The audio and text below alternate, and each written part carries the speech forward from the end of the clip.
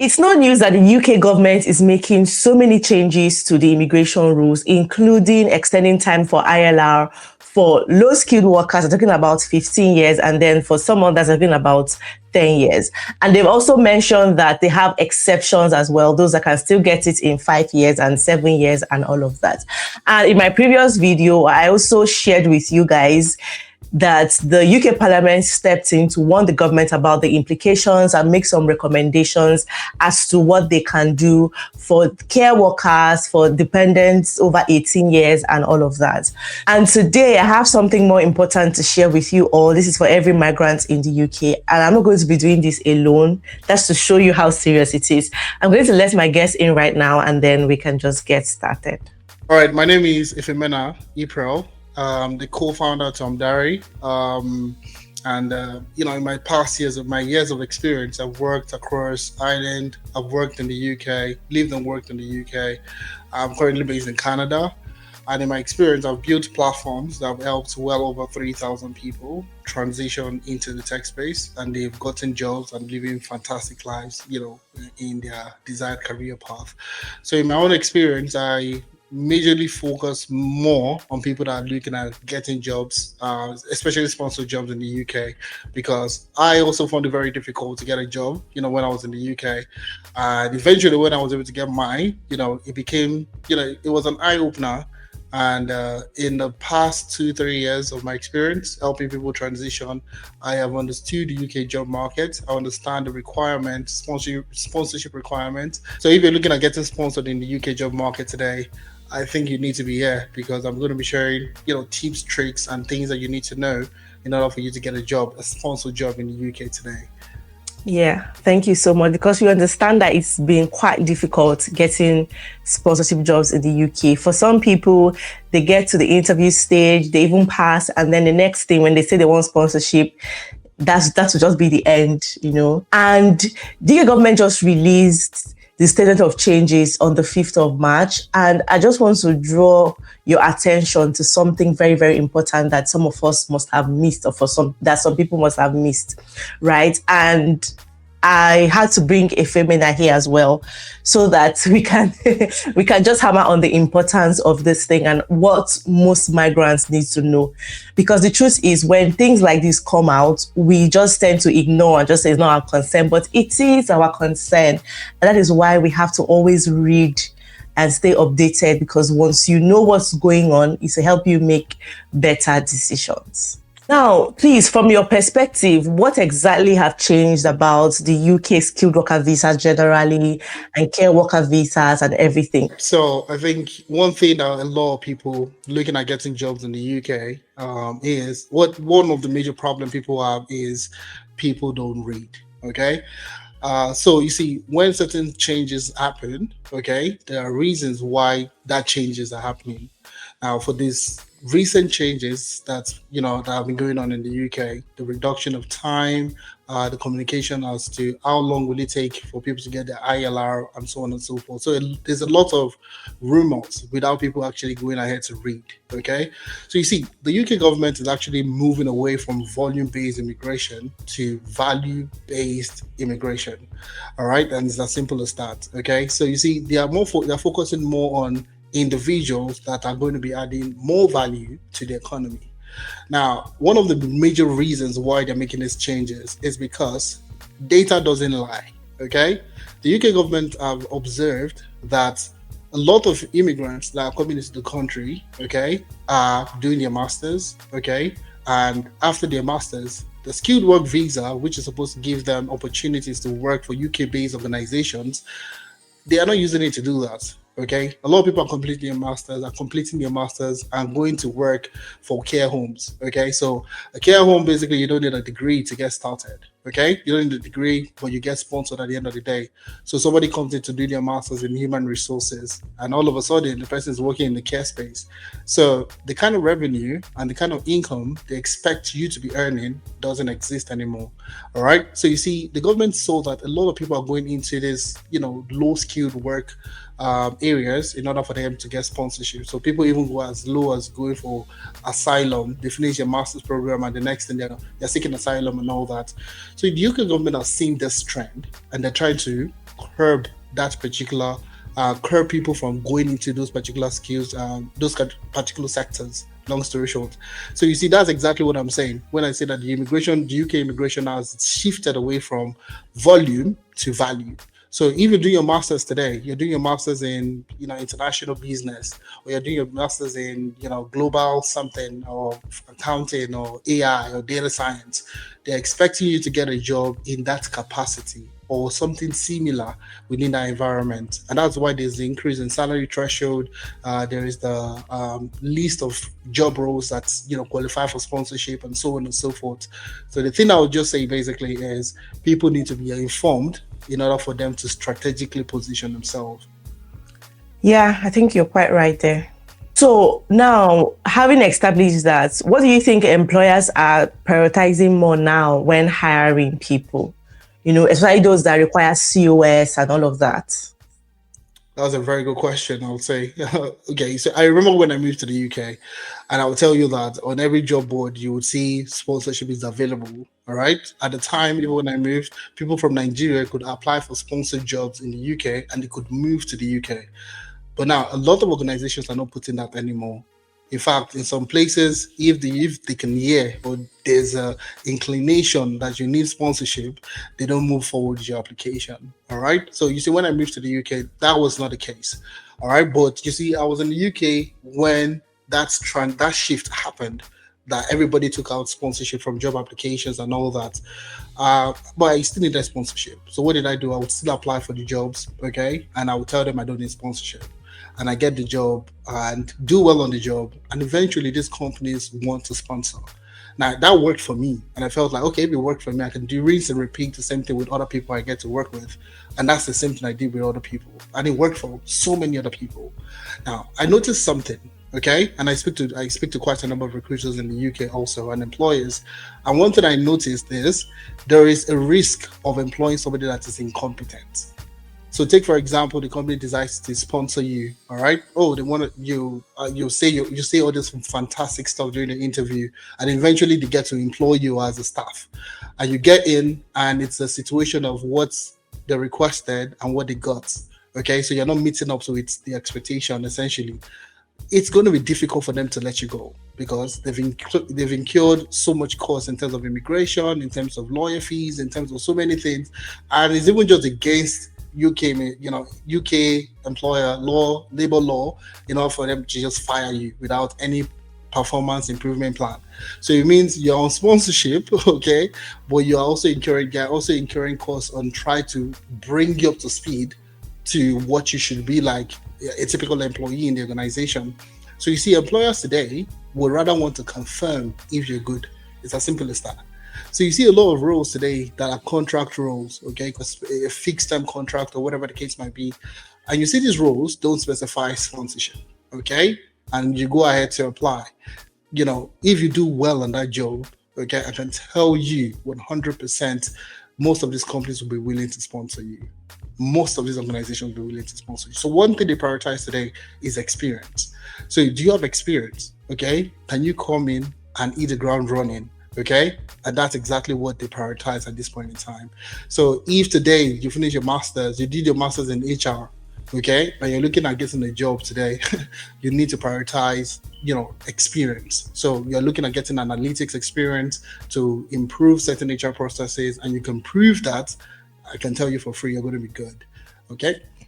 The UK is like an experience-based market. That's what the UK job market is. So it's not necessarily about your qualification and stuff. It's about your skill, your experience, what you can do, what you're bringing to the table. What have you done? What are you coming to add to us if we're going to employ you? They want to see, they want to know, so yeah.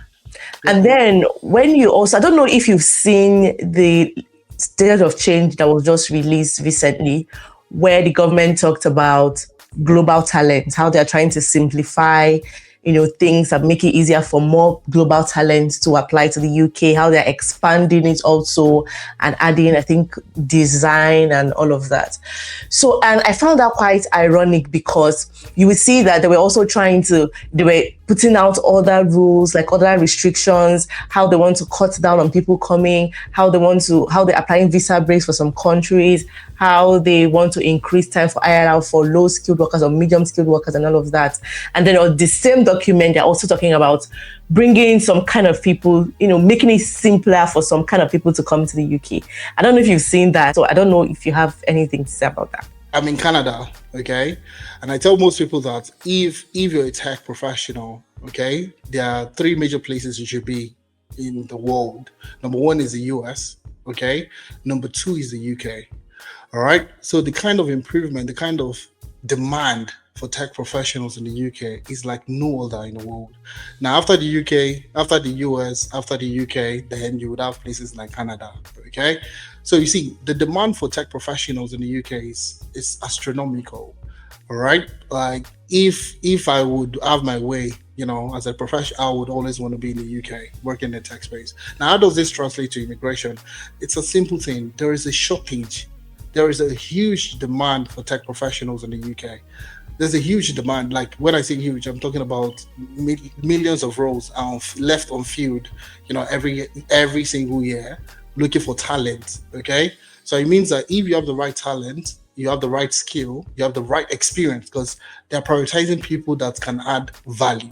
Okay, they're not, you can't just say you just finish a master's program or you go for an interview and they're asking you, okay, tell me about your experience, or do you have this type of experience?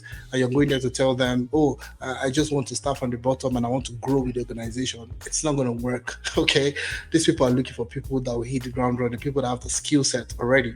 So you see, that's exactly what they're prioritizing, people that have certain skills in certain areas, in certain key areas, and that's what they're prioritizing at the moment. So I mean, that's basically the case. Even looking at sponsorship in the UK, you need to have the right skill, okay? You need to have the right experience with those skills, and I can tell you for free, UK will be the best place for you to be. Okay, now we've talked about experience. And I just want to ask, because I'm sure someone will be wondering, okay, no, how do I now get this experience? Maybe I just moved to the UK, or I've been in the UK working in care as a dependent, or I've been in the UK, I just finished my master's. How do I get this experience? Or probably I just even finished a course in tech and I don't know where to start. I want to get a job. How do I get this experience? What do you suggest or advise that I do in this case? All right, fantastic. That is a good question. And I mean, a lot of people are stuck in that puzzle. Hence the reason why they will go to other places to look for sponsorship. All right. So you see a lot of people stuck in that, where do I get this experience? And that's exactly why we started Amdari, honestly speaking. Amdari is the only platform that provides you with actual UK work experience that you can use to get a job in the UK. And how do we do this? It's very simple. What we've done is we have brought in specialists across different domains in the tech space, okay? What we have done also is to, simulate business challenges across different businesses across the world. So we've partnered with businesses in the UK, in the US, in Canada. And what we've done is we've taken these business challenges, simulated it into projects for you to work on. So take, for example, if you are a data analyst, okay, you get to work on projects across different domains, from telecommunications to logistics to supply chain to fintech to banking. You get to work on a varied number of projects across these domains. Now, these projects that you get to work on count as work experience, because Amdari is registered in the UK. All right, you can claim work experience from us in the sense that you can put it on your CV that you're currently working with Amdari as a data analytics consultant or a cybersecurity consultant, and you've worked on this type of project, you've completed these projects for this type of clients, and so on and so forth, building your experience. Now, a typical example is still myself. A lot of people are looking for experience. You see, when I was looking at getting a job in the UK, it was my personal project that I worked on that I used in getting these roles. People think that experience must be gotten from the office. Okay, so I wore a school bag, I took the train, I took the bus, or I drove to work, and that's when I got that experience. It doesn't work like that. Project that you completed also counts to work experience, and that's exactly what is necessary for you to get in a job. So take, for example, what your profile is going to look like is your previous place of work experiences will be there, all right, and the most recent one will be with Amdari. where you'll be working as a data analyst, a cybersecurity consultant, a data engineer, okay, a business analyst, a project manager, and you'll get to work on real projects, okay, to gain real hands-on experience that you can then use in getting a job. So positioning you as that experienced professional, long story short. Now we've established that getting a work experience and showing that you have this work experience is valid and very important, and how diary is going to help. But we also have to understand or establish the fact that a lot of people have bias about getting a job in the UK, So what can you say about these biases, and how can you, just advise somebody who is in that space right now? Absolutely, 100%. So I'll keep this as quick and as short as possible, because this is a common challenge that we face. Even as myself as an immigrant, when I moved to the UK, I had the same bias in UK. Now, one of them is, I'll say what we're going to do to help you essentially is we're going to help you revamp your experience. Okay, so your CV, your work experiences, and all the things that you've done in the past would help you revamp and review those experiences. We'll do like a one-on-one CV review to ensure that it's perfectly aligned with your experiences and the job that you are looking at getting. All right, we would also help you with navigating the job market. So a lot of people take, for example, a business analyst. Is someone is looking to becoming a business analyst. They don't know the type of roles they can actually do in that business analysis domain. So a lot of people go online and just search for business analysts and assume there are no jobs, in business analysis or project management or any other career path. But there are certain other titles that a business analyst can actually do that would open you up to so many limited competitive areas within business analysis, within data analytics, and so on and so forth. So it would help you, with navigating the job market, help you understand the job market, where to apply, how to apply, the job titles to do, and so on and so forth. All right. It would also help with mentorship. Okay. And mentorship is one of the major things that would help you reduce those bias that you have. All right, am I good enough? Would I be able to get a job? Would help you with mentorship? And how do we go about mentorship?